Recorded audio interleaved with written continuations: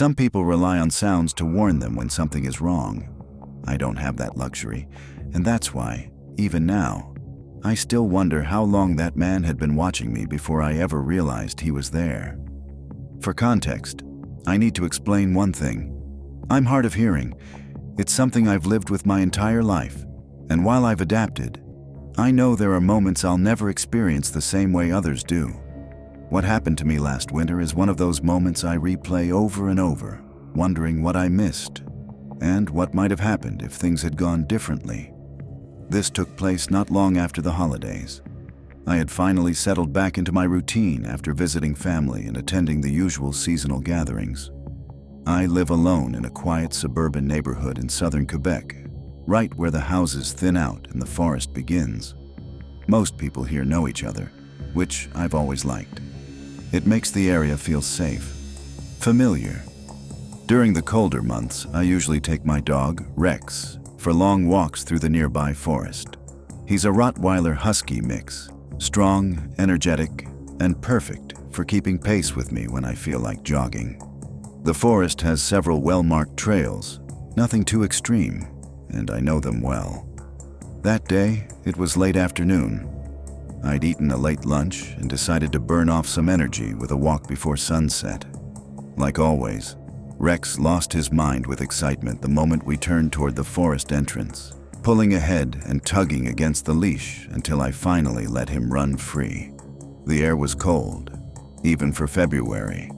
Snow had fallen overnight, leaving the trails smooth and almost untouched.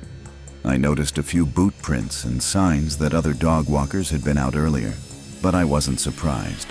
Most people come in the morning, before the sun dips low and the forest starts to darken around 4 o'clock. After about half an hour, we reached a fork in the trail.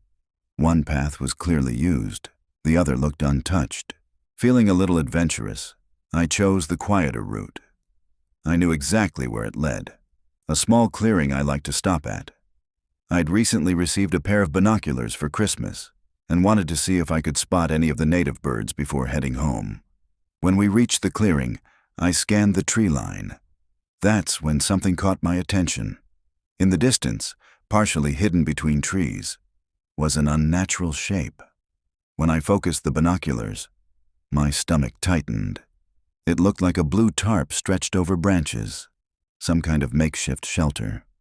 I thought about checking it out, but the light was already fading.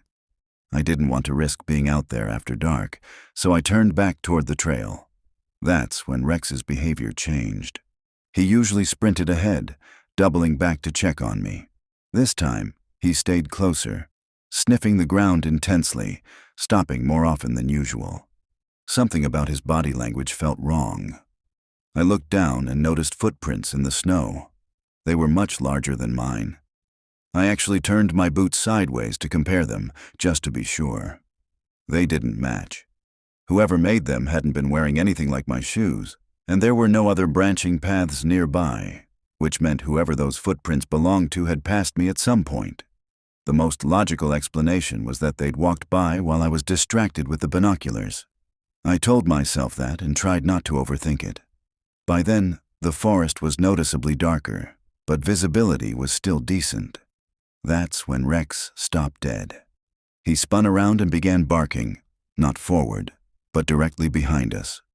When I turned, I nearly collided with someone. A man stood less than a meter away. He was tall, easily over 6 feet, dressed in dark snow pants and a white camouflage jacket. His hands were buried in his pockets. He didn't step toward me. He didn't step back. He just stood there. I didn't recognize him as anyone from the neighborhood.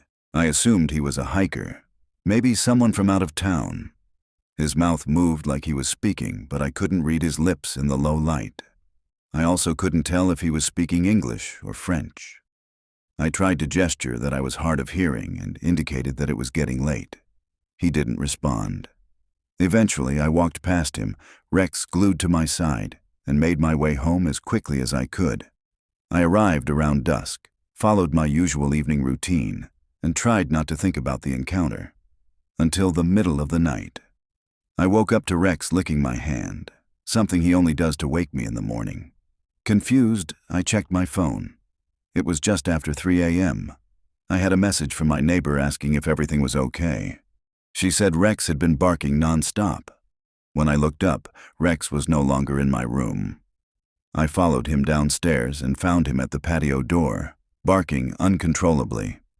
My vision was still blurry from sleep, but as I approached, the motion sensor light outside switched on. And that's when my heart dropped. The man from the forest was standing in my backyard. When the police finally arrived, I did my best to explain everything, even though my hands were still shaking. They searched the house and the yard while I stood inside with my dog pressed against my leg. The glass in the patio door had been completely shattered, but nothing else inside the house had been taken or disturbed. It didn't look like a robbery at all. One of the officers noticed that the gate at the back of my yard was standing open. That gate leads directly into the forest.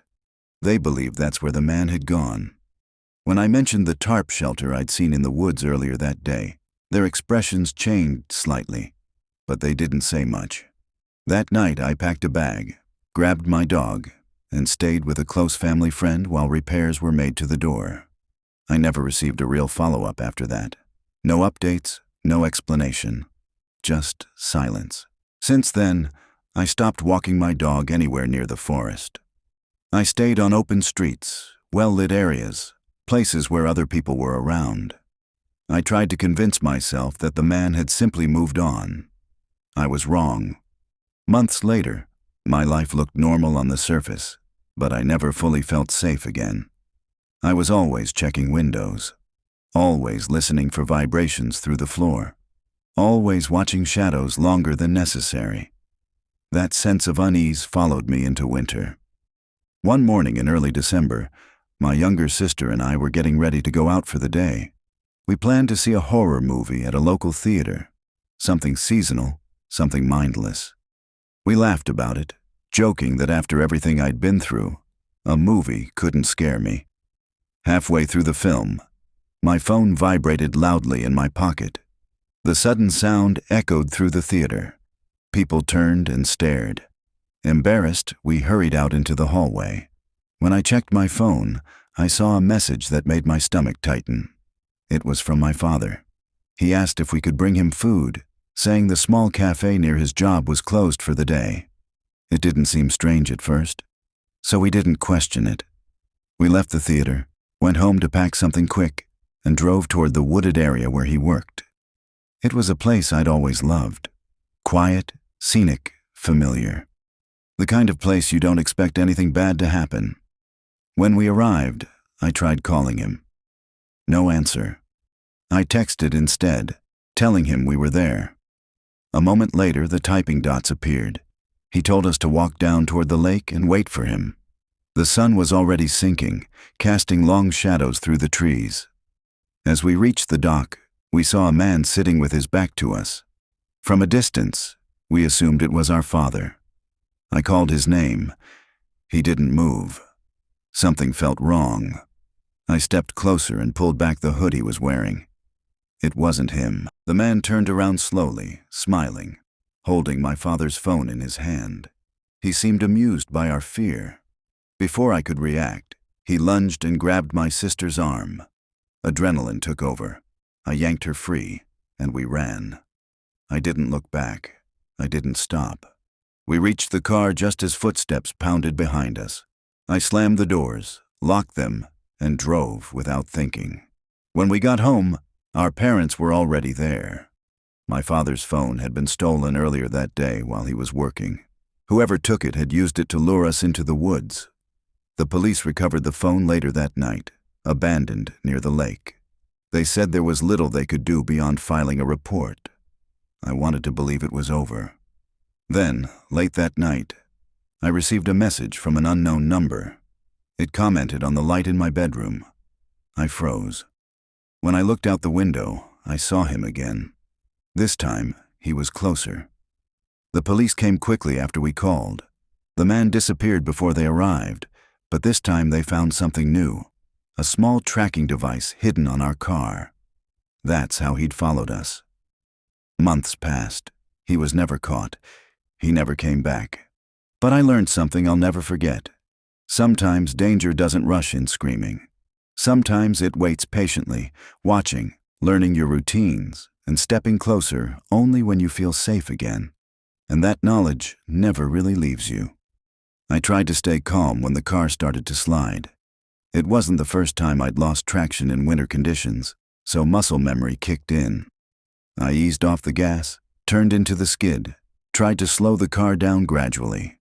But the closer I got to the curve, the clearer it became that I wasn't going to make it. The car didn't turn at all. It left the road and slammed into a tree, the impact setting off the airbag instantly. For a few seconds, everything went white and silent. When my senses came back, I realized I was shaking but otherwise unharmed. The car, however, was done. The front end was buried deep in a snowbank wrapped around the tree. There was no chance of moving it on my own. I called roadside assistance first. They told me help was coming, but given the weather, it could be a long wait. I was stranded on a completely empty stretch of road, forest on both sides, no houses anywhere nearby. So I called my dad and asked if he could come sit with me until the truck arrived. He said he was on his way. I sat in the car with the engine off, listening to the wind howl through the trees. That's when I noticed something else layered beneath it. Footsteps. They were distant at first, barely audible, but distinct enough to make my stomach tighten. I cracked the driver's door and stepped out, peering over the roof of the car. The footsteps stopped.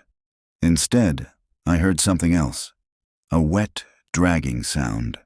Slow, deliberate. I turned toward the tree line, straining to see through the darkness. I could make out movement, low and uneven, like someone crouched or bent over. I called out, asking if anyone was there. Silence. After a few seconds with no response, I got back into the car and locked the doors, my heart racing. Less than a minute passed before I heard the footsteps again, closer this time. Then something struck the passenger side window. I flinched hard. Snow covered the glass, so I couldn't see what hit it. Against my better judgment, I stepped out again, scanning the ground with my phone light. That's when I saw the tracks. Boot prints circled my car, pressed deep into the snow, then led away from the passenger door and into the woods. My throat tightened as I noticed dark spots trailing along the prints. Blood. I opened the glove compartment and grabbed the handgun I kept there, my hands slick with sweat. I didn't want to follow the tracks. Every instinct told me not to, but the idea of someone bleeding out nearby felt worse. As I followed them, the blood grew heavier, soaking into the snow. A dark shape lay just beyond the trees. I froze. I turned on my flashlight and stepped closer. It wasn't a person. It was a deer, or what was left of one. Its body was torn open violently, organs exposed, and its head was completely gone. The damage didn't look like anything I'd ever seen from an animal attack. I scanned the area, searching for the head, but couldn't find it anywhere. That was my breaking point. I turned and ran back toward the car. As I reached the driver's door and pulled it open, nausea hit me so hard I nearly threw up. Sitting in the driver's seat was the deer's severed head, placed upright, facing the door. I don't remember thinking. I just ran. I sprinted down the road, waving my arms, shouting, barely aware that I was still holding the gun. Headlights appeared through the snow a moment later. It was my dad. He stopped the car and demanded to know what I was doing. I climbed in and tried to explain, words tumbling over each other. I could tell he didn't believe me, not fully, but he drove back with me anyway. The footprints were still there. The blood stain was still on the seat, but the deer's head was gone. So was the body. Only drag marks remained, leading back into the forest. That was enough to convince him. The tow truck arrived not long after and took the car away. My dad asked if I wanted to call the police, but I didn't have the strength. I was exhausted, numb, and honestly convinced it wouldn't lead anywhere. I still don't know who was out there that night. I don't know if they were trying to scare me, test me, or something far worse. All I know is that I've never stopped thinking about how deliberate everything felt. Every step, every sound, every message. And I don't believe it was random.